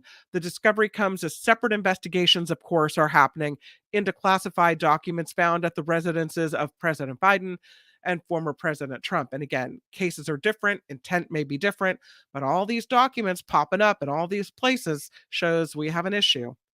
A Florida judge is ruling that the parents of murder victim Gabby Petito may add the lawyer who represented the suspected killer in this case to their civil lawsuit. Joseph Petito and Nicole Schmidt claim Stephen Bertolino, lawyer for Brian Landry, made statements on behalf of Christopher and Roberta Landry, hoping Petito would be found alive when they already knew that she was dead. So that civil suit set to go to trial in August. A 2-time Super Bowl veteran will be the referee for this year's big game. The NFL announcing Clark Sheffers will serve as the head official for Super Bowl 57 in Glendale, Arizona. He was also on the officiating crew for Super Bowls 51 and Super Bowl 55. This report sponsored by tax attorney Steve Moskowitz. For more than 30 years, Steve has put his tax knowledge to work for individuals and for businesses. So you got a tax problem, if you have a tax question, or maybe if you're like me and you just want to see if it makes a difference to have Steve do your taxes, you save a little money, check him out. 888 Tax Deal, MoskowitzLLP.com. I'm Kim McAllister on the Nikki Medoro Show. I haven't filed a tax return in years. What should I do? Not filing a tax return for years isn't a surprisingly common problem. And the number one reason people don't file is just because they didn't have the money in year one, and then year two runs around, and then they say, well, how can I file year two if they didn't file year one and they still don't have the money? And then it becomes a lifestyle, a criminal-like lifestyle. The other reason is somebody depended on somebody, a spouse, a business partner, they're gone, they don't know what to do. The bottom line is we can get all of the records that the IRS and the state has on you. We'll file all the returns that you need to file, no matter how many years it is. And then if you're the typical person and you just don't have the money to pay the taxes, that's okay. There's all kinds of good options for you. In almost all cases, we do everything for you. You don't have to talk to the government, deal with them, have anything to do with them. And don't stick your head in the sand, because the IRS is hiring 87,000 new IRS agents, and you don't want them knocking on your door. This is not legal advice, and you should consult with your tax attorney or professional. All right. A big thanks to Steve Moskowitz, our exclusive. I like sponsor. I like that fancy commercial. It's nice to see him sometimes in a suit and tie too. Exactly. So fancy. All right, let's get into Amazon. All right. So now I remember reading this headline about how they were getting into healthcare. Well, Amazon said today it is offering a $5 monthly subscription plan for Prime members that will cover a range of generic drugs and doorstep delivery. It's called RX Pass. It includes more than 50 medications addressing more than 80 chronic conditions such as high blood pressure, anxiety, diabetes, male pattern baldness, etc., etc. But here's the key. Customers enrolled in Medicare, Medicaid, or any other government healthcare program will not be able to enroll in the RX Pass service. Okay. I mean, on one hand, I get it. It's like, well, you're already getting kind of the help, that you need. But I just feel like the number of people that will then qualify for this. I mean, if you're looking for generic drugs, probably need all the help you can get, especially when, Medicare, Medicaid doesn't necessarily cover everything at a level in which you may need. Yeah, but it doesn't sound like there's that many drugs involved in this program that it would make that much of a difference. 50 isn't, given the number of medications there are out there. Yeah. So they say the average Prime member would save about $100 a year with RX Pass, which isn't a ton of money, but Amazon Prime members can begin signing up for it today. Now that flat $5 charge would be without insurance, and on top of course, the Prime membership, which is now $139 per year in the United States. So it doesn't make any sense to sign up to be a Prime member to get this, because you're just going to negate any of the You have extra. the membership already, though. Yes, if you already had it, you're already paying for it. The reason why I brought this up is healthcare and prescription drugs, it is a racket with these insurance companies. Mark Cuban has been trying to get into this. He's begun to, and he has seen how difficult it is where, drug manufacturers and the insurance companies are in bed together, where they won't even work with another company like what Mark Cuban is trying to do. That's the problem with our healthcare system, is that, and it boggles my mind a little bit.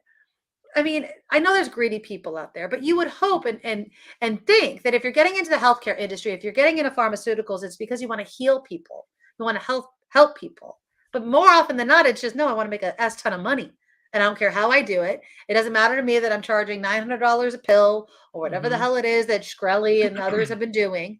No, if you really cared about curing people, if you really cared about helping the plight of the injured or the sick, then and I get that a lot of money goes into research. I get that it costs a lot of money to make a medicine that works. You're going through trials, you're going through all these things and jumping through government hoops and regulations. I understand it, but the prices charged really don't reflect the amount of money that was paid in. It's outrageous. Yeah, I mean, it's just a broken system. And I mentioned this, I think it was last week when we were talking about AOC, and Medicare for all and how do we pay for it. And it's like, Well, what we're doing now isn't working. Mm-hmm. What we're doing now, people becoming bankrupt, dying, right? Because they can't afford healthcare. That system's not working. So we need to do something else. We have to stop. And it kind of reminds me of the Second Amendment, right? It's like, nope, Second Amendment, guns for everybody. Well, we're killing each other. We have to do something. We have to change something. We have to change the rules. Same thing with healthcare. Stop hanging on to something that's broken simply because you're scared of the S word. Socialism, right? We have the power to create an entirely different system that does help people, but we have to get the insurance companies out of it.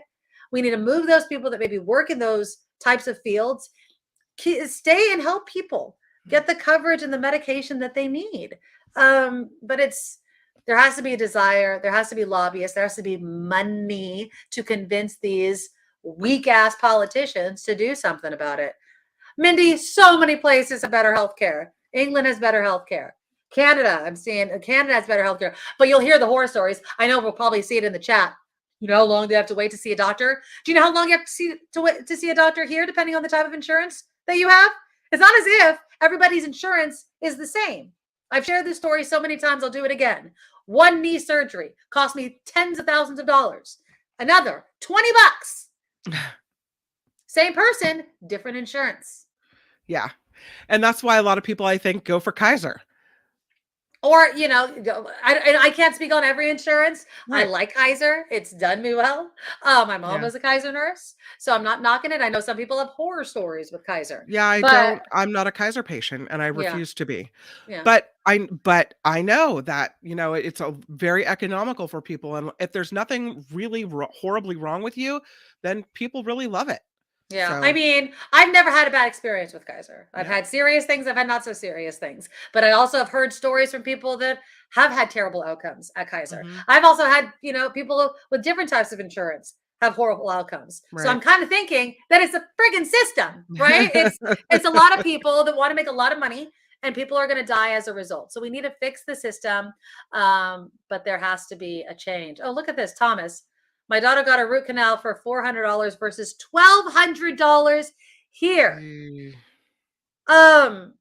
Mexico. That's where he was talking about. Mexico has better healthcare. Yeah. So, Lori says, I worked in vaccine research, expensive because it's inefficient. Need to also incentivize private companies to do better in the way they do research.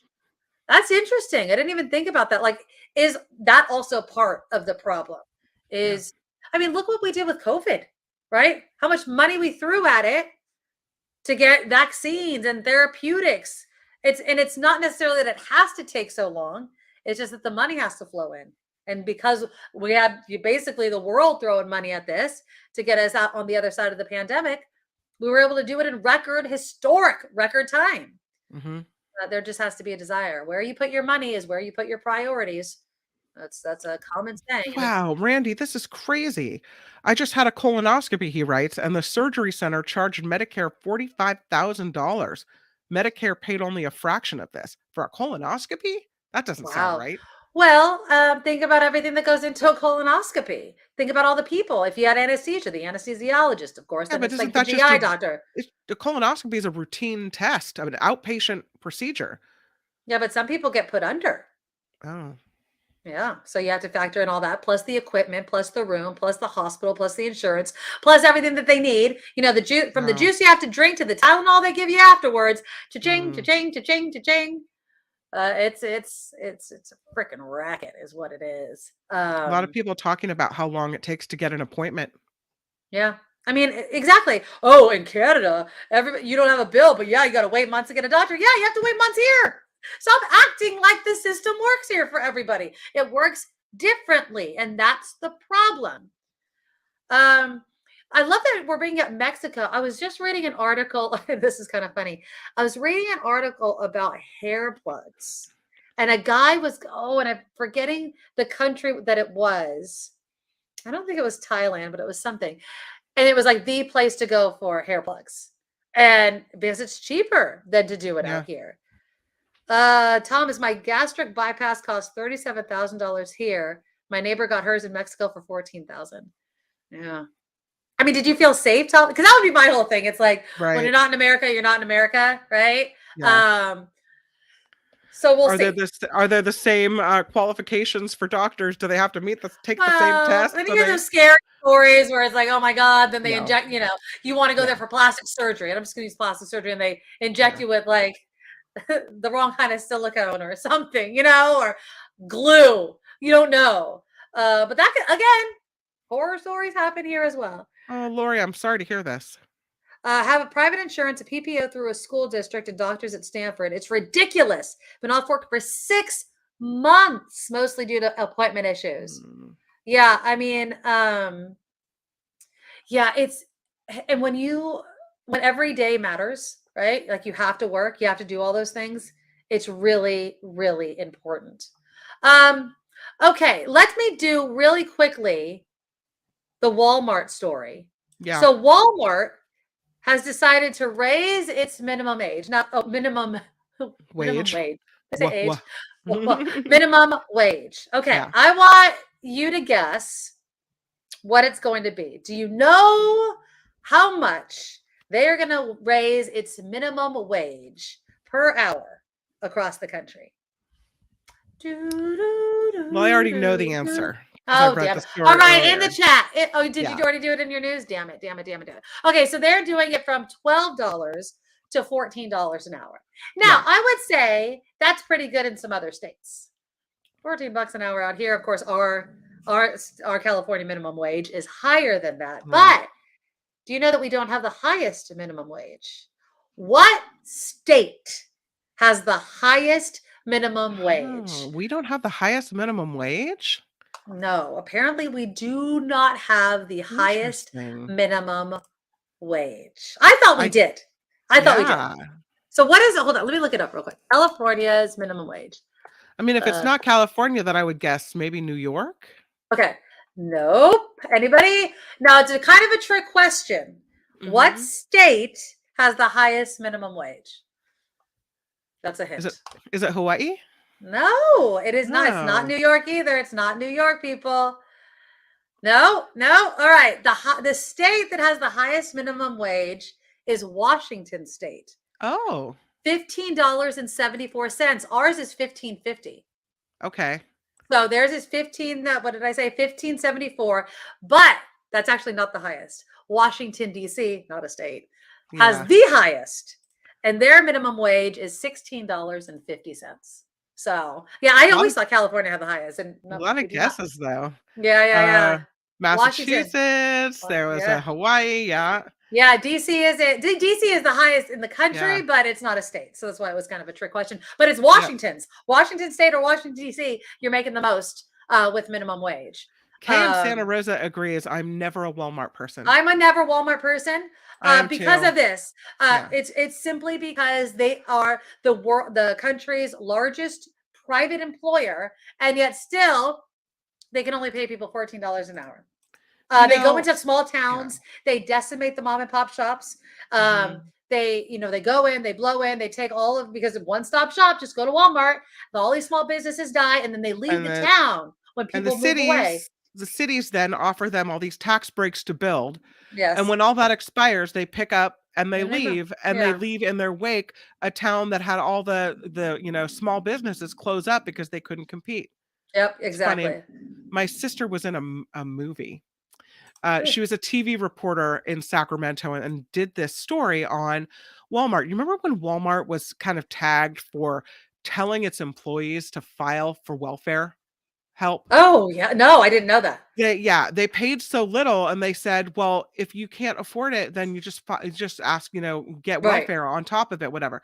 Anyway, she did this big expose on Walmart, and they pulled it. The people that made this movie, they pulled part of her report and they put it in this movie called The High Cost of Doing Business with Walmart or something like Oh, that. okay. So my sister's face is in the movie. Oh, how funny. A couple years later, she wants this thing. She's pregnant. She wants this thing, and we can only find it at Walmart. Oh, no. Only. She's like, I can't go in there. I was in the movie. I can't walk into Walmart. They're going to look at me and go, oh, she was in that movie Her against us. picture is in the entrance of every Walmart across the country. Yeah. So we make a decision. We're going into Walmart. Okay. We go in and we're looking at each other and we're like, this feels weird. We can't be where this is like, we don't shop there. Like as for a moral reason. So we go in, we find the item, it's in her hand. And then we look at each other and we just set it down and walk out. Can't do it. Can't give those people any money. Nope. Yeah. It's hard because, Walmart, they get you in there for, the cheap whatever. And then you end up buying more stuff. And, and everybody makes their own decision. If somebody says, I got it at Walmart, I'm not judging you. I understand. There's people in the chat, I have to buy it or what. Do you? I do me. I don't shop. Yeah. When there are so many Targets and other places for me to shop at, even small businesses that are providing these goods that I may want. I don't need to shop at Walmart. And I'm not saying that, Target doesn't have problems or other big box stores don't have problems. I'm not saying that at all. But I have made it a long ago decision that I just do not shop at Walmart. Eric, basically, as taxpayers, subsidize Walmart employees because they won't pay them enough. Same with Amazon. I would definitely say that. Amazon could pay its workers a hell of a lot more, give them better, working conditions. They don't all the time. Some people like it. A lot of people have said no. Walmart and other low-wage companies encourage employees to apply for SNAP and Medicaid, exactly like Kim was talking about. Yeah. It's ridiculous. You should definitely, do what you feel comfortable doing. I feel comfortable saying no to Walmart. I just do. Judy writes in, I shop online due to mobility issues. Walmart was the only store where I can get essential supplies like toilet paper and paper towels.